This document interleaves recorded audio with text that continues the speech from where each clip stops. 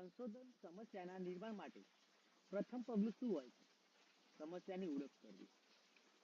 સંશોધનની શરૂઆતમાં સૌથી પહેલા એક યોગ્ય સંશોધન સમસ્યાની ઓળખ કરવાની જરૂર પડે, જેથી સંશોધનનું દિશા નિર્દેશન મળી શકે.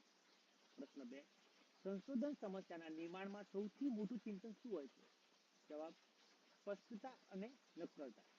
વર્ણન: જો સંશોધન સમસ્યા સ્પષ્ટ અને નિર્ધારિત ન હોય તો સંશોધન દિશાવિહીન બની શકે. યોગ્ય સંશોધન સમસ્યા પસંદ કરવા માટે શું જરૂરી છે? વિષયની સમજૂતી. સંશોધક પાસે વિષય વિશે પૂરતી પૃષ્ઠભૂમિ જ્ઞાન હોવું જોઈએ, જેથી યોગ્ય પ્રશ્નો ઉભા કરી શકાય. સંશોધન સમસ્યા નક્કી કરતા પહેલા સંશોધકે શું કરવું જોઈએ? સ્પષ્ટ અવલોકન.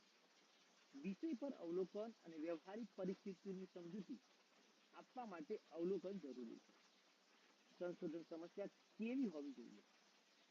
ઉત્તર: કઠણ પણ ઉકેલ શકાય તેવી. સંશોધન સમસ્યા એવી હોવી જોઈએ કે તે અધ્યયન યોગ્ય હોય અને તેનો ઉકેલ શોધી શકાય. સંશોધન સમસ્યા કેટલી પ્રકારની હોઈ શકે? જવાબ છે 2: સિદ્ધાંત આધારિત અને પ્રયોગ આધારિત. સંશોધક સમસ્યા ક્યાંથી પસંદ કરી શકે છે? પોતાના અનુભવથી, અન્ય સંશોધનથી તથા સમાજની જરૂરિયાતોથી. સંશોધન સમસ્યા નક્કી કરતા પહેલા સંશોધકે શું કરવું જોઈએ?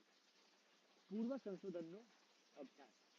એક સરસ સંશોધન સમસ્યાની વિશેષતા શું છે? તે અભ્યાસ યોગ્ય હોય. સંશોધન સમસ્યાની પસંદગીમાં સૌથી મહત્વની બાબત કઈ છે? સંશોધન ક્ષમતા. સંશોધન સમસ્યા કેવી રીતે સ્પષ્ટ રીતે વ્યાખ્યાયિત થવી જોઈએ? વૈજ્ઞાનિક રીતે અને સ્પષ્ટ રીતે. કઈ રીતે સંશોધન સમસ્યા માટે જરૂરી માહિતી મેળવવી? પત્રિકા વાંચીને, અવલોકન તથા નિમ્ન સ્તરે ચર્ચા કરી. સંશોધન સમસ્યાની રચના માટે કઈ બાબત સૌથી મહત્વપૂર્ણ? સ્પષ્ટ પરિભાષા.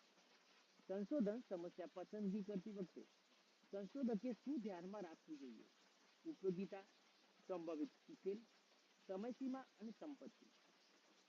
સંશોધન સમસ્યાની રચના સમયે સૌથી વધુ ઉપયોગી સાધન શું છે? સાહિત્ય સમીક્ષા. Thank you.